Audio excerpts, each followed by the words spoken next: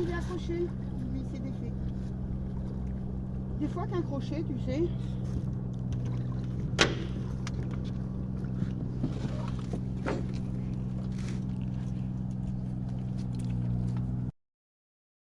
Cyril Marceau, bonjour, je suis ravie de te recevoir. Nous nous sommes rencontrés au séminaire Nouveau départ de David Colomb à la Grande Motte. Oui. Oui. Bonjour Liliane, moi aussi je suis ravie d'être avec toi. Et j'ai été fascinée par ce que tu disais de ton métier, qui est un métier en voie de disparition. Tu es ostréicultrice, C'est ça. donc tu cultives des huîtres et tu as appris ça depuis ton plus jeune âge, puisque tu viens d'une famille d'ostréiculteurs et même jusqu'à 2 générations, puisque tes grands-parents maternels étaient également ostréiculteurs. Voilà. Bon, vas-y. On arrive.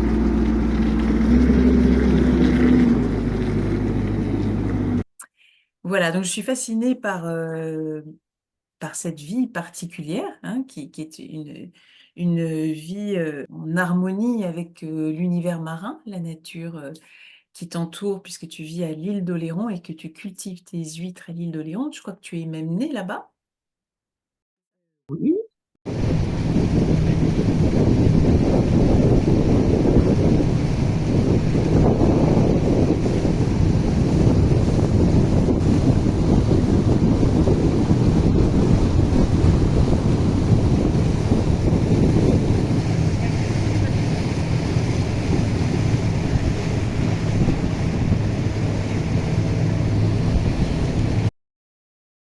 Je voulais te poser quelques petites questions pour faire découvrir la culture des huîtres et aussi pour te permettre d'exprimer peut-être des choses qu'on n'a pas encore l'habitude d'entendre sur l'avenir de cette culture, sur les enjeux, sur ce qui se passe aussi dans les pratiques de la culture des huîtres.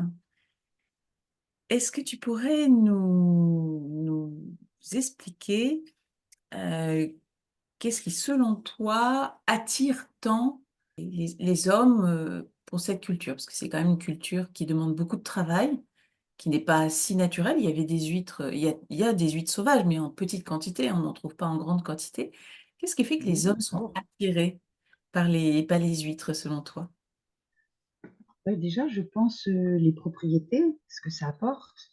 Mhm, En ce moment, je fais une cure de plasma de Quinton.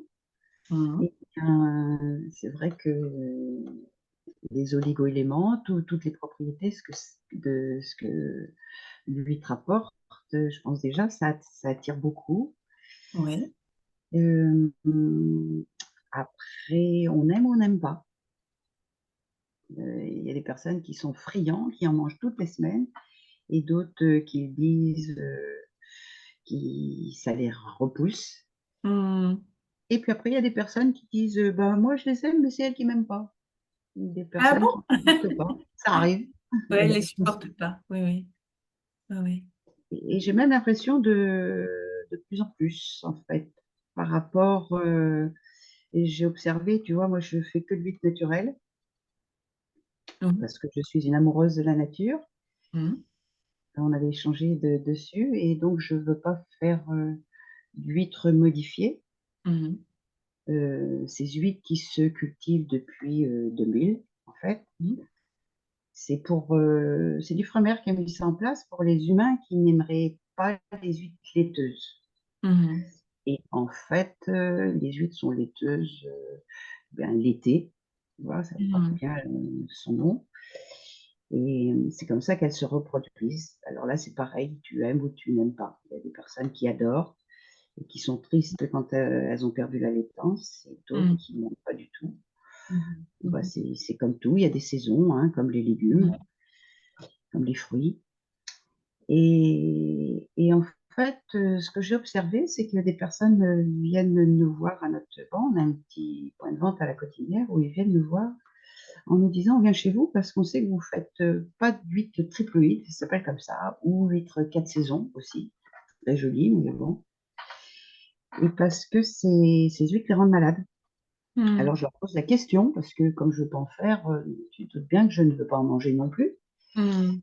Je trouve que la nature nous propose, des choses magnifiques, je Mmh. comprends pas que l'humain veuille tout modifier. Bon, Mmh. Mmh. et je leur demande ce que ça leur fait. Alors ou ils vomissent ou ça leur donne la diarrhée. Voilà, Ah oui, d'accord. et il y a même des personnes qui ont testé du coup de manger des naturels. Ils se sont rendus compte que du coup ça les rendait pas malades, alors Mmh. qu'ils se pensaient allergiques. Mmh. Je suis allergique. Mmh. Oui, c'est intéressant. La triploïde pousse en 2 ans au lieu de la naturelle, c'est 4 ans, voire, 5. Mmh. Bah, évidemment, le cycle, il est ce qu'il est, hein. La nature, elle prend son temps, et selon les années aussi, il y a des années où ça pousse plus vite que Mmh. d'autres. Cette Mmh. année, on se rend compte que leur faut plus de temps. Mmh. Les huîtres qu'on pensait vendre cette année, on les a retournées parce que cette année, elles ont pas beaucoup poussé. Voilà, le climat, on a observé qu'il y avait énormément de moules cette année, des toutes petites moules, on était garnis de moules, et comme la moule filtre, 6 fois plus à cette fois que l'huître de plancton, Mmh mh. Mmh. évidemment que le plancton, il se partage avec, tout ce qui est dans le milieu marin, hein. Les huîtres aussi filtrent le plancton pour, grossir, on leur met pas à manger. Elles se Mmh. débrouillent toutes seules. Et du coup, eh bien, ça ralentit, la la progression de huîtres, qu'elle grossit, quoi, et les huîtres qu'on pensait vendre cette année, ben, on les a retournées parce qu'elles étaient pas suffisamment, grosses, et donc elles vont faire un cycle de plus. Tu me disais que, selon toi, le fait qu'on modifie beaucoup de choses dans la nature, hein, en fait, on perturbe l'écosystème et Oui, et ça a une incidence effectivement sur le plancton, puisque le plancton, il a son propre rythme. Donc voilà, il y a une perturbation par rapport à la production naturelle de plancton, hein, et qui peut pas, aller plus vite, en gros, que la musique, qui peut pas aller plus vite que son exactement. rythme. Et d'un autre côté, on a un pourcentage très, très important d'élevage, d'huîtres non naturelles ou d'huîtres modifiées. Mmh. Je crois qu'on est autour de 80 de la production qui est non naturelle, et donc il va ponctionner ce précieux plancton. Ouais, C'est ouais, ça? c'est tout à fait ça. Oui, tout à Voilà. fait, parce qu'en fait, si on réinjecte, parce qu'après l'ostréiculteur va acheter en écloserie, et tous les ans, il faudra qu'il rachète en écloserie pour les huîtres, triplées, puisque normalement elles se mettent pas en laitances. Après, l'avenir nous dira comment ça va se transformer tout ça, hein, parce que Mmh mh. chacun fait l'apprenti sorcier, mais bon, on aura le retour, voilà, on observera ce qui se passera.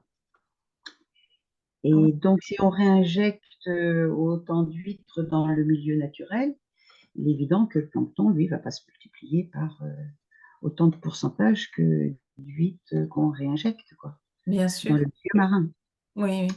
L'écosystème, voilà, je trouve qu'on le perturbe avec, toute cette, nouvelle culture, en fait, Oui, parce que ça existe depuis 2000, les triploïdes, mais bon, à l'époque de nos grands-parents, bien ça sûr. n'existait pas tout ça.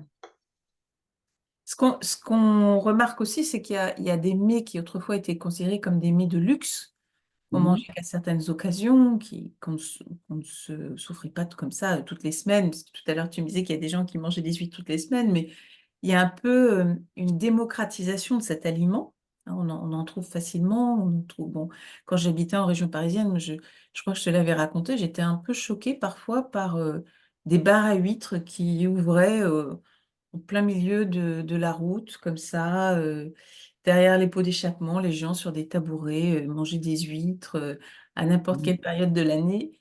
et sans même réaliser la délicatesse de semer et puis tout l'effort humain qu'il y a derrière pour cultiver une huître. Hein, ça devient un mets ordinaire, quoi.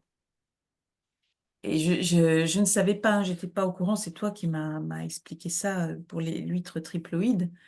Et finalement, c'est peut-être lié à ça. C'est peut-être lié au fait qu'il y a une telle production d'huîtres maintenant à écouler avec ces huîtres modifiées que, ben voilà, maintenant on trouve des huîtres très facilement et à toute période de l'année.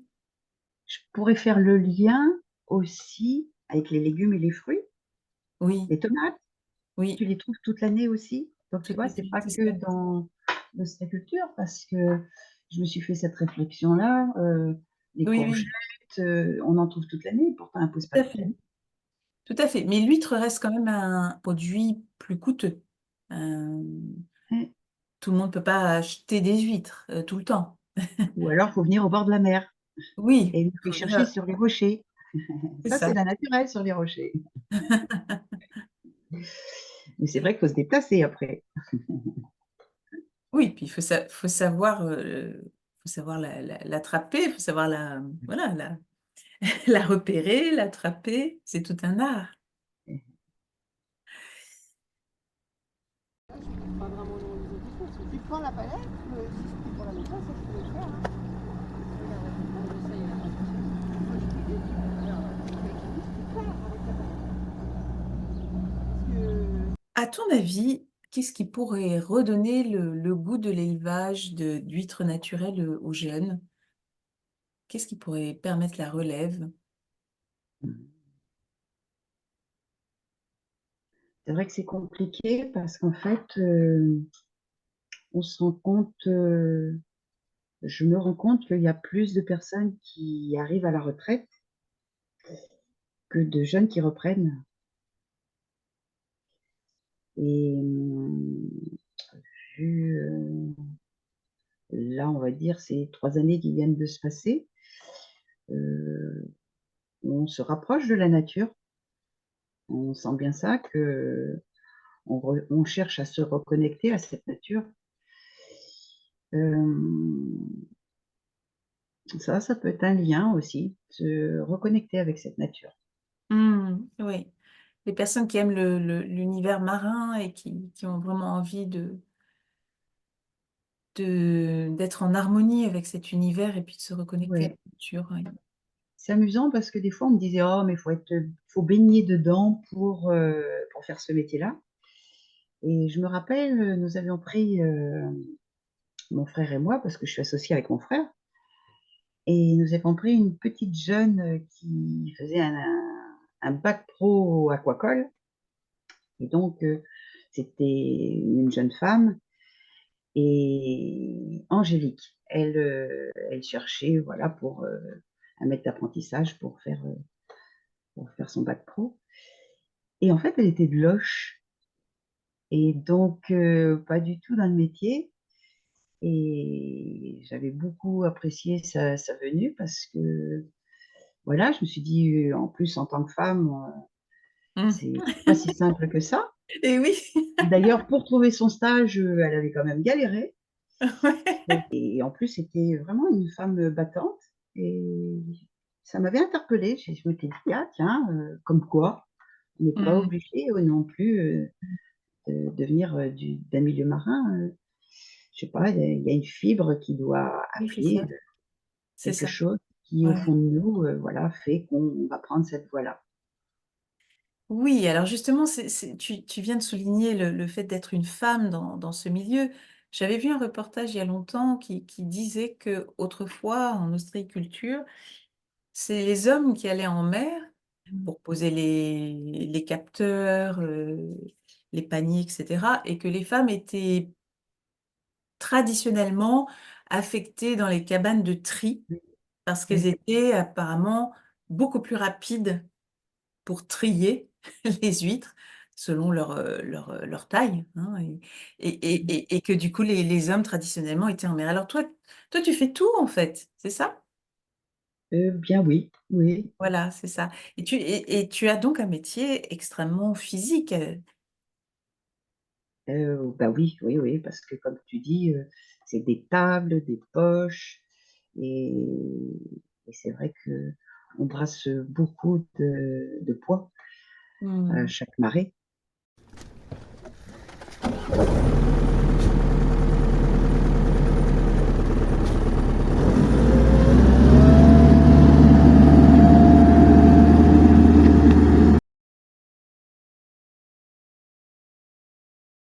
Alors après, il faut savoir préserver son corps. C'est ça. Parce que beaucoup arrivent en retraite avec des problèmes d'hernie discale, des complications, parce que justement, on prend d'un côté pour poser de l'autre. Alors t'imagines les torsions que le corps, avec du poids, Hmm. que le Hmm. corps subit, Hmm. c'est pas Oui, un puis métier il y a, qui est il y a beaucoup d'humidité aussi, hein. Il y a en plus, voilà, on est dans l'humidité, le au, froid. au froid, au chaud l'été. Oui. Mais du coup, ça nous rend aussi résistants, vaillants. Oui. Et Oui. j'ai eu la chance de pratiquer les arts martiaux aussi. Et en parallèle, j'ai dérivé sur le Qigong, Mhm. qui en fait, une période, j'allais très régulièrement chez une kiné qui faisait la bioénergie.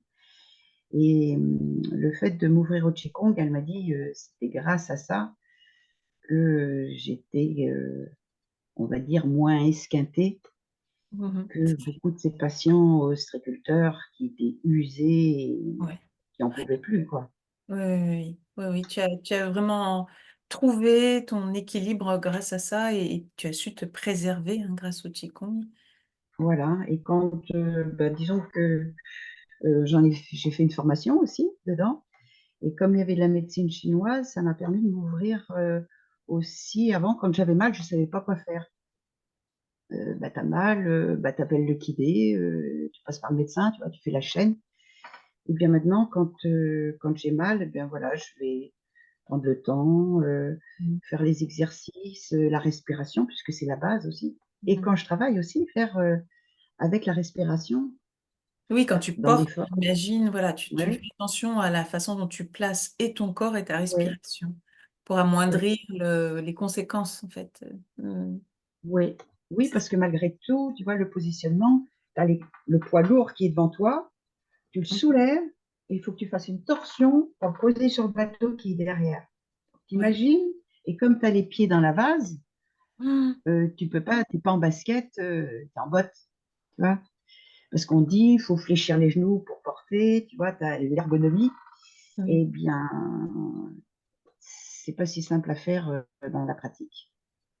Là, tu prends d'abord et tu tournes, tu bascules et tu poses de l'autre côté. Et tout ça avec un poids qui peut être de 10, 15, voire plus dans tes poches. Parce que parfois, ça arrive qu'elles sont bien pleines. Quand tu les poses, elles sont moins pleines, mais quand tu les relèves, elles sont plus. Elles ont pris Mhm. du poids, donc elles sont plus lourdes. Mhm. Et donc, voilà, il faut vraiment faire attention et donc prendre le temps avant le travail et après le travail. Voilà, prendre ce temps, cette conscience de notre enveloppe corporelle.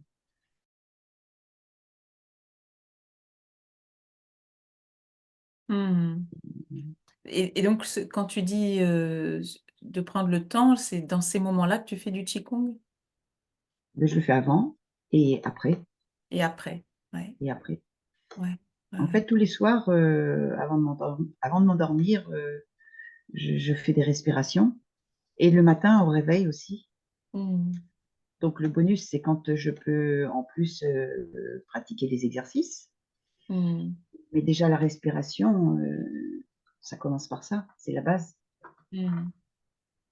Et de plus en plus, je prends ce temps-là.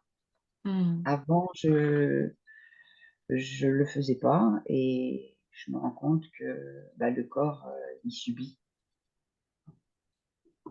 Ouais, ouais. Et du coup, le fait de pratiquer, eh bien, tu sens déjà l'énergie qui circule, même sur mon bateau. Tu vois, on dit que c'est bien quand tu es sur la terre de le faire. Mais sur le bateau, je suis en mer, donc eh ben, je fais les exercices Mhm. en partant à la marée ou en revenant. Mhm. Dès que j'ai un petit créneau, Mhm. de plus en plus, je m'octroie m'octroie ce moment-là qui, je sens, pour moi, est vital. Donc, ta mère était ostréicultrice. Jusqu'à quel âge Oui. elle a pratiqué ce métier? Jusqu'à 75 ans. Ah, Elle me disait je mourrai dans mon box parce qu'elle était commerçante aussi. mm. Et ça me faisait, quand elle me disait ça, je dis mais maman, il y a autre chose que. Mais Ouais. bon, voilà, elle avait le lien avec la clientèle et, et pour elle, c'était sa vie en fait. Mm. Donc voilà, pour l'enlever de ce milieu, c'était ouais, lui enlever une part d'elle. Mm. Et ses propres parents étaient aussi ostréiculteurs. Ouais, ouais. Mm. Ouais. Mon père, lui, il a su décrocher. Il a D'accord. décroché, on a pris le relais. Après, mon frère et moi, on a fait une société. Donc, on a pris le relais. Et alors, par contre, là, j'étais très étonnée parce que je me disais, quand il arrêtera, ben, de temps en temps, il viendra avec nous en bateau. Jamais, plus jamais. Et il a vraiment décroché. Ouais. Il a décroché, par contre, il a trouvé autre chose. Il allait dans les marais, il avait quelques moutons. Et tous les jours de sa vie, matin et soir, il les faisait paître dans les marais. Ah, c'est amusant. Ouais. Donc le petit village où il a toujours vécu, hein, tu vois, Mm. et tous les jours de sa vie. Donc tu vois, c'est un autre rapport à la nature. Oui, c'est ça. C'est quand même effectivement un besoin de contact quotidien Et avec tu la te rends compte tous les jours, tu vois, pour celui qui va travailler, il a ses jours de repos, les congés, les vacances. Non, oui, non, tous les jours, oui. chaque matin, chaque après-midi, il allait les faire paître dans les Ouais. marais. Et tu vois, mon papa est décédé à 88 ans. Ah oui, 88 ans, jusqu'à Ouais. 88 ans, il a fait ça. Alors non, parce que il y a eu la maladie, Alzheimer, tu vois. Mhm. Et là, on a senti un moment où il commençait plus à y aller, il savait plus. Mais les bêtes, c'est qu'elles avaient l'habitude de tous les jours sortir. Mhm. Donc, elles cherchaient par où passer, alors là, des complications arrivaient, quoi. Comme lui oubliait d'y aller, euh, du coup, voilà. Euh, Et en fait, après, quand ça n'a plus été possible de gérer ça, mon fils a trouvé une personne, alors tu vas avoir ce lien qui continue, une personne qui, par les moutons, alors on dérive, mais elle les fait paître dans les vignes. Donc, D'accord. en fait, elle a des bêtes et elle propose ses services. Tu vois le petit clin d'œil? Oui, oui. Et donc, ben voilà, on lui a cédé le Ouais. troupeau. Donc, il était vieillissant, ce troupeau, hein. Mais ben voilà, je sais qu'il y a des bons agneaux pour éviter les produits, tu vois, parce qu'ils broutent. Et Ouais. voilà, elle loue ses services dans les vignes, Ouais, je comprends. Ça t'a avec des jamais, clôtures, voilà. ça t'a jamais effleuré de l'idée de faire un autre métier que celui de tes parents? Euh, je pense que, je vais te dire sincèrement, à la base, je voulais tout faire sauf les huîtres. Au tout début, tu vois, D'accord. ça peut être étonnant, hein, Oui, au oui. tout début. D'ailleurs, mon père m'avait dit, tu fais le métier ou tu t'en vas de la maison. Et, et à 17 ans, j'ai fait une fugue. Je suis partie. Je suis partie et je suis allée découvrir la ville, ce que c'était que la ville. Et là, je me suis rendu compte que c'était pas du tout ce que j'aspirais. Hmm. Donc, comme j'étais pas majeure, je suis revenue sur Oléron. Et là, mon père m'a laissé faire, hein. Il a bien compris que on peut pas tenir menotter quelqu'un. Et, et j'ai rencontré le papa de mon grand garçon et on a décidé de s'installer à notre compte. Donc là, on avait 19 ans, 18, 19 ans. Et du coup, quand tu fais les choses par toi-même, c'est pas comme quand on te l'impose. Mhm. Oui, là, pour le coup, tu as fait un choix en connaissance de cause. Tu, Voilà. voilà, tu as compris que Et en finalement, découvrant ce que c'était que la ville aussi, que je ne oui, savais pas. Parce oui, que j'ai oui, toujours vécu, en fait, sur Oléron, oui, oui, oui. la ville de Léron.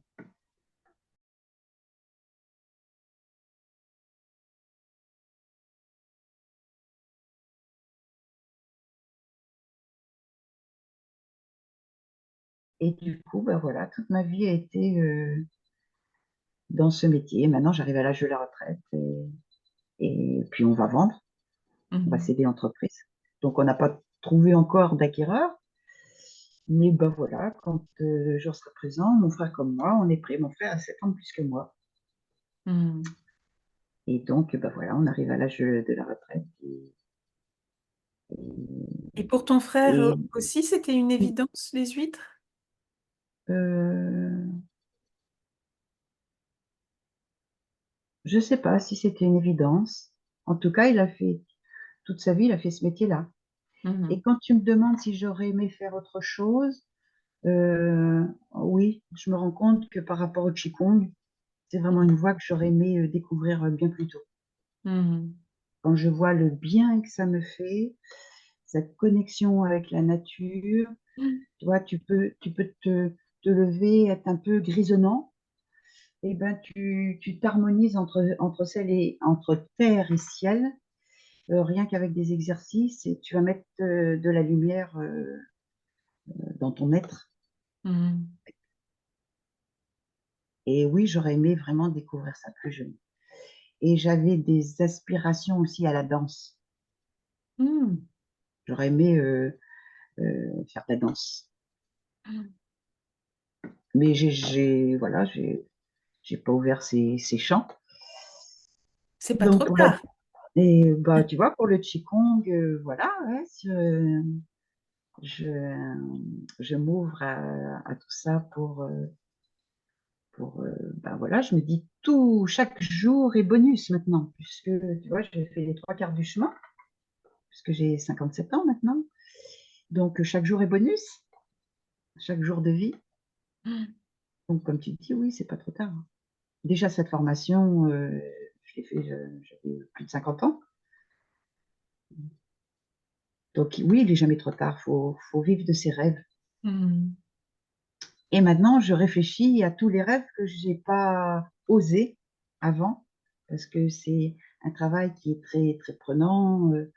Bah, c'est 4 ans. On peut se libérer, hein, on peut se libérer, bien sûr. Tu vois, c'est pas comme les animaux, si tu as des poules, des vaches, tout ça, bon, ben, tu sois présent pour tes poules tous les jours, donner à manger, ou trouver le relais de quelqu'un. Bon, ben, nous, dans les huîtres, c'est quand même, on peut partir un certain temps, on leur donne pas à manger. Là, pour revenir à la base Mhm. du, de ce que tu me demandais sur ce métier, l'ostréiculture, on a cette chance-là, tu vois, quand on part vendre notre produit, nos huîtres, eh bien, on a cette chance-là. Quand on revient, on les remet dans l'eau et elles continuent de vivre. Mhm. L'agriculteur, je suppose qu'il aimerait bien, après son marché, remettre les carottes et les poireaux dans le champ et puis qu'ils ne soient pas fanés, tu vois. Et oui, vous vendez un produit vivant qui peut revenir, On le remet dans l'eau et il continue, il ne se perd pas. qui se perd pas. Oui, oui, tout à On a fait. cette chance-là. Donc, quand vous avez des invendus, c'est-à-dire vous partez par exemple vendre des huîtres pour une occasion, une foire ou autre, comment dire, elles peuvent rester hors de l'eau combien de temps? Donc, tu vois, là, on a fait un marché de Noël à Saint-Bonnet-de-Mur, c'est au sud de Lyon. Ça fait une dizaine d'années qu'on le fait. Ben, nous sommes partis le jeudi. Nous sommes revenus le lundi. On a fait la route puisque c'était jusqu'au dimanche. Eh bien, on a remis dans nos paniers les invendus et on les a remis en clair, tu Hmm. vois, pour pas reprendre des huîtres comme là on arrive proche de Noël, pour pas les refaire partir tout de suite, tu vois.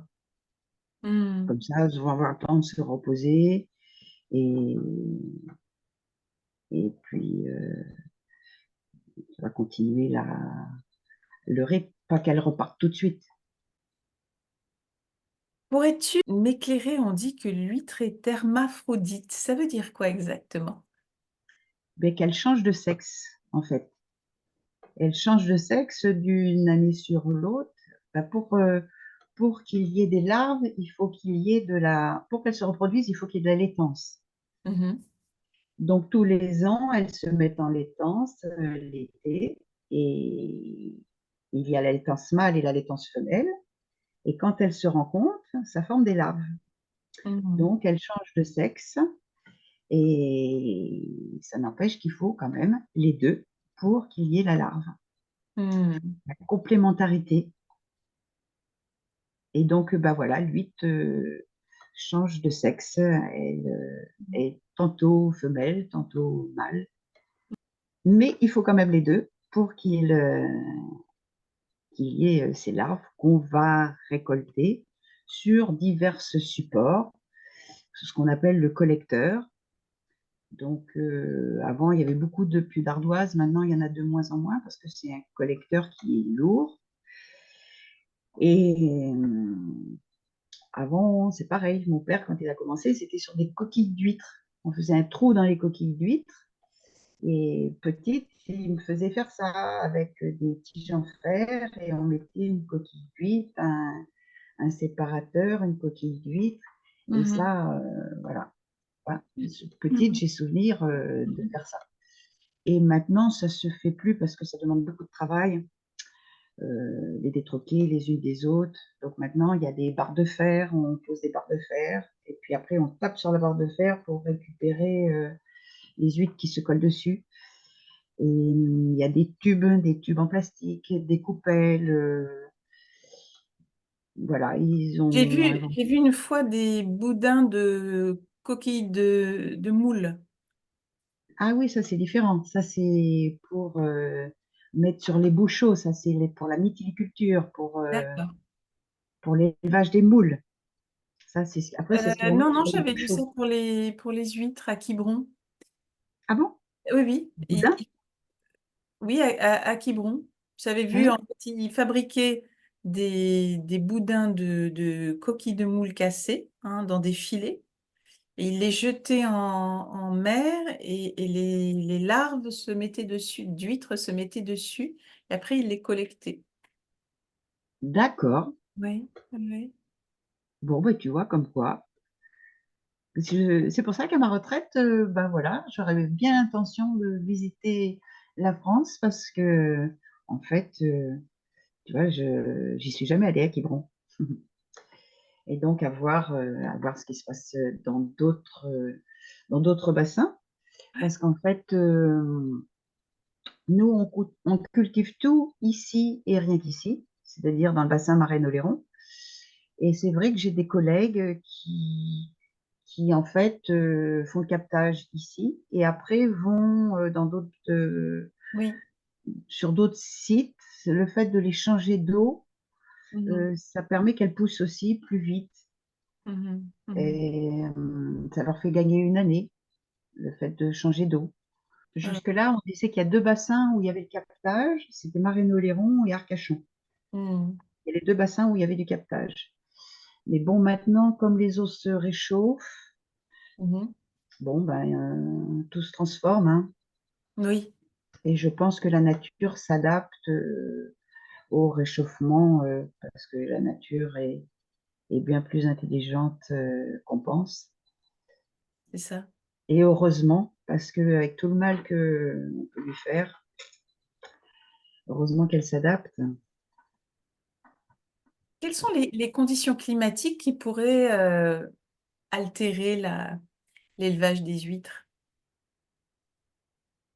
Les conditions climatiques,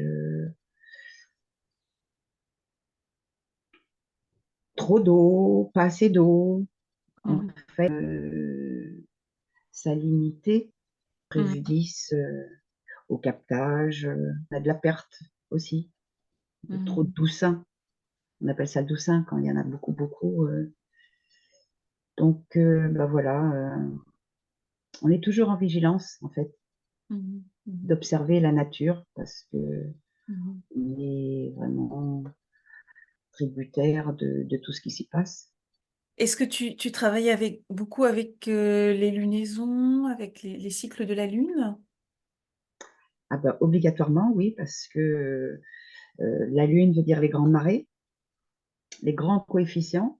Donc, les coefficients, c'est on a un annuaire des marées et on est lié avec la Lune. Donc, quand il y a les lunes, que ce soit la nouvelle ou la pleine lune, eh bien, ça veut dire des grands coefficients et c'est là où la mer se retire loin et on peut travailler dans des endroits où, en temps coefficient, on va dire petit coefficient, on ne peut pas y aller parce que c'est couvert d'eau. Mhm. C'est Mhm. vrai que ça intrigue les personnes qui viennent nous voir. Euh, cette différence entre le basse-mer et le haute-mer, c'est vrai que c'est impressionnant. Le paysage n'est pas du tout le même. Tu peux passer le viaduc, tu as de l'eau partout. Et si tu passes au basse-mer, eh bien, il n'y a plus d'eau et tu vois le fond marin avec les tables, les poches et les huîtres dessus. C'est vrai que c'est pas du tout le même décor. Et en fait, moi, je me lasse pas, du coup. Il y a des Mhm. personnes qui me disent que tu ne te lasses pas de vivre ici. Mhm. Non, je ne me lasse pas. Par contre, ça m'enrichit d'aller voir ailleurs, hein, mais je ne me lasse pas. Mhm.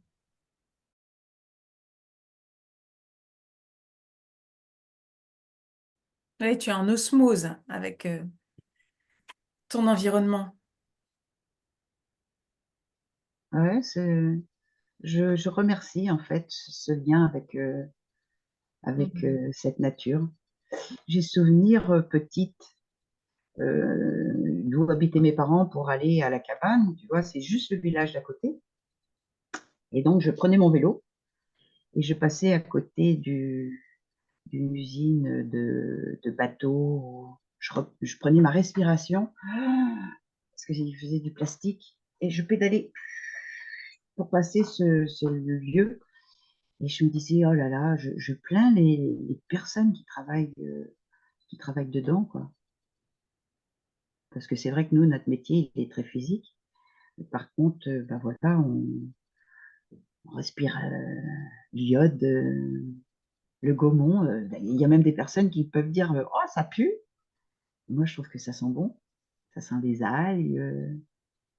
Alors, c'est pareil, tant qu'on n'est pas dans le trou. Ouais.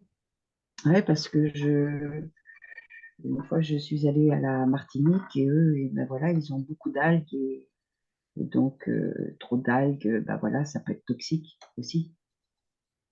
Mhm. Donc, ben voilà. C'est pour ça que l'humain, il faut qu'on reprenne cette conscience de vivre avec la nature et pas vouloir tout maîtriser, tout dominer. C'est ça. On perd l'essence. En Mhm. fait, on est juste sur cette terre de passage. Et voilà, moi je pense qu'il faut respecter ce lien qu'on a avec cette terre qui nous offre généreusement tout ce qu'elle a à nous offrir, que ce soit, tu vois, les fruits de mer, la culture. Mhm. Elle est, moi, je suis remplie de gratitude envers cette nature. Mhm. Et je demande que à apprendre, en fait, parce qu'on a oublié beaucoup de choses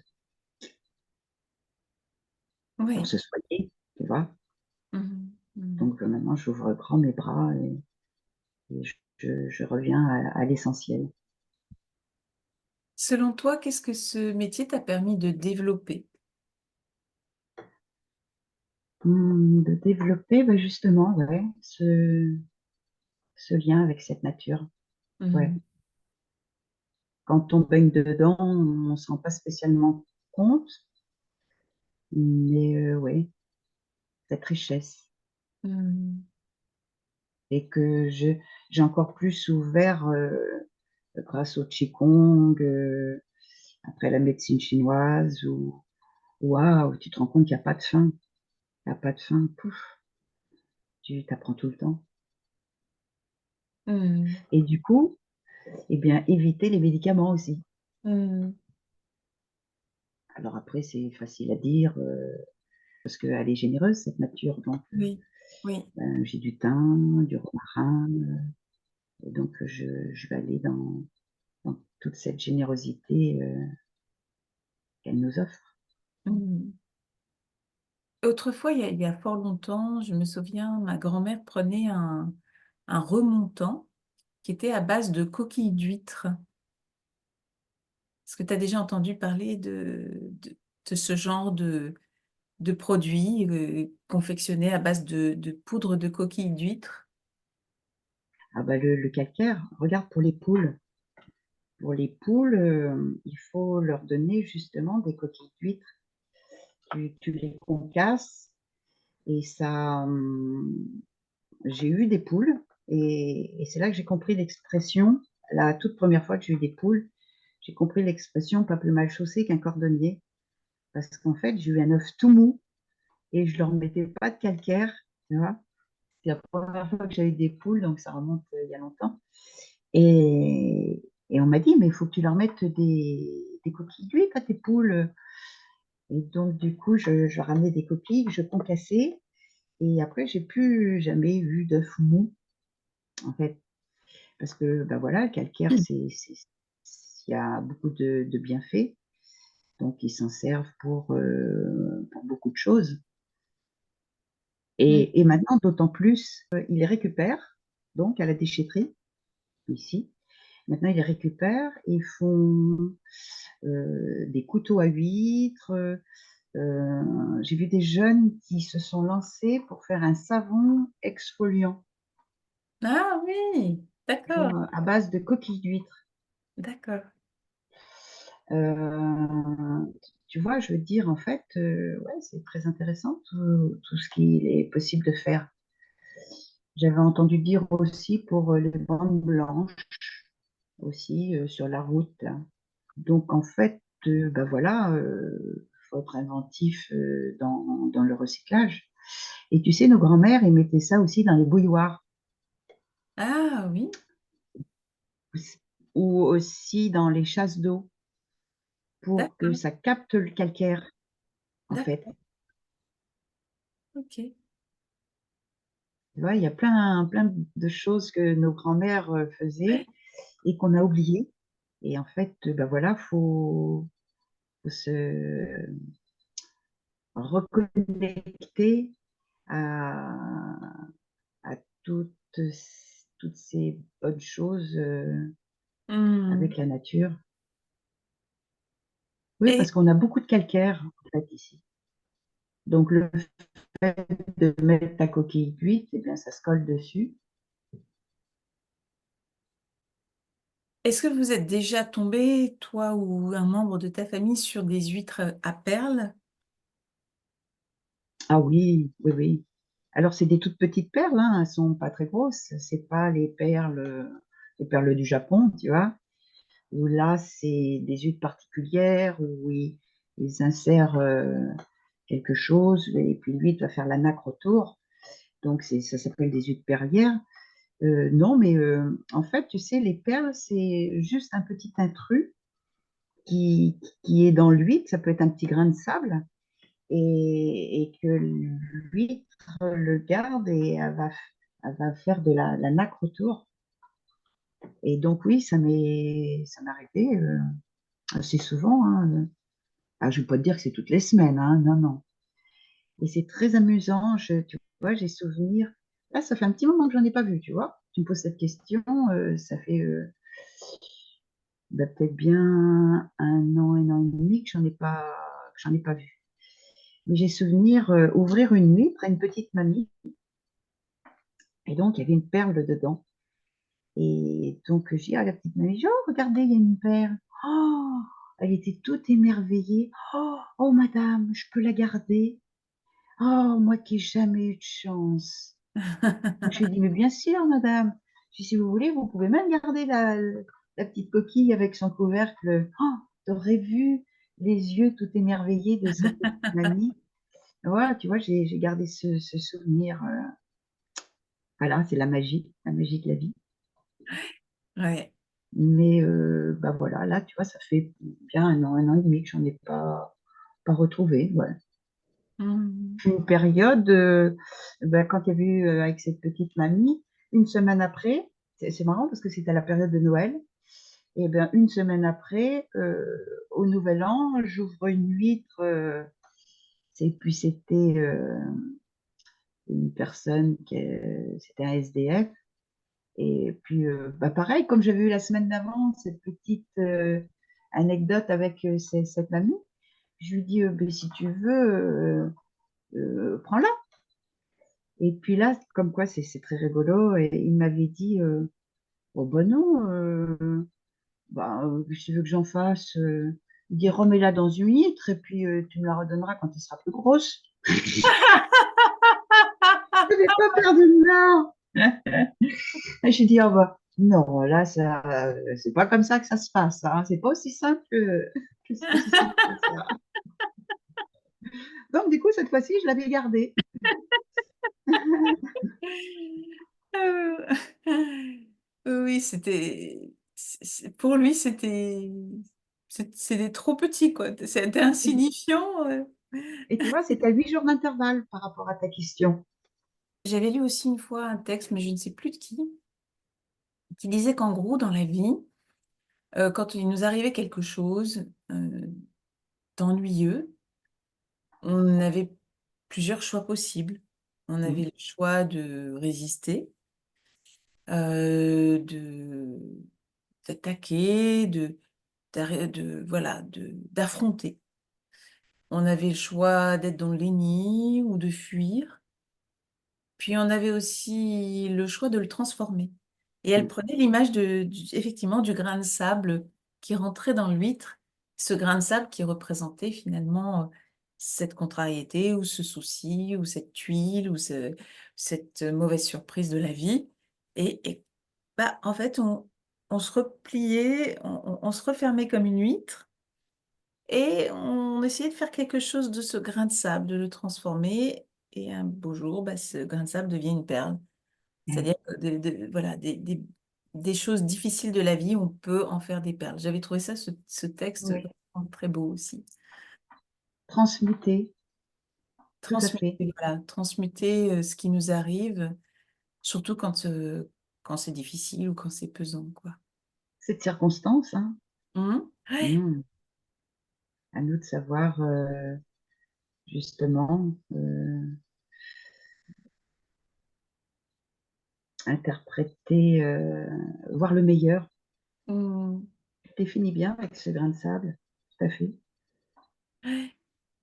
Quel message aurais-tu envie de transmettre après cette vie dans les marais, dans cet univers du coquillage, de l'huître? Euh, c'est vrai que c'est un métier qui est rude, malgré tout. Mais si on aime ce lien avec la nature, eh bien, ça devient une passion, en fait. C'est un métier passionnant parce que tu as les saisons, c'est jamais pareil. Tu vois, tu fais toujours la même chose, mais c'est jamais pareil. Hmm. Parce que c'est Et vivant, en donc, fait, on travaille avec le vivant. et donc, bah voilà, pour faire ce métier-là, faut être passionné. Ouais. Hmm. Autrement, ben voilà, on peut s'user. Oui, s'il n'y a pas la passion, j'imagine qu'on se Mm, sent usé. Oui. Hmm. mm. Oui. Et qu'il faut être courageux. Une bonne dose de courage. Voilà, une bonne dose de courage. Mais je suis comme Obélix, je suis tombée dedans toute petite. Et oui, mais c'était courageux de poursuivre hein, le flambeau et puis de le porter jusqu'au bout, hein, jusqu'à l'âge de la retraite. C'était courageux de le faire. Ouais, Il ouais, n'y a rien qui t'y obligeait, quelque part. oui, oui. Non, non, non. Comme tu dis, on a toujours le choix. Même si parfois ça peut être inconfortable, mais voilà, on a le choix. Cyril, merci beaucoup pour ce partage, pour cette découverte, cet univers. Et puis, bah, je te dis à très très bientôt. Et merci. C'était un plaisir de te rencontrer aussi. Merci Cyril. Et donc, bah voilà, j'ai découvert ta chaîne. Et donc, bah voilà, je suis abonnée maintenant. Donc, je te dis à très bientôt. Au plaisir de te revoir. À très bientôt Cyril. Je te souhaite de très belles fêtes de fin d'année Merci. et, voilà, et que ton entreprise soit une invitation pour la jeunesse à se rapprocher de la nature et que quelqu'un soit inspiré pour reprendre le flambeau à son tour. Merci. Je te remercie de tout cœur. Et je te souhaite de joyeuses fêtes aussi.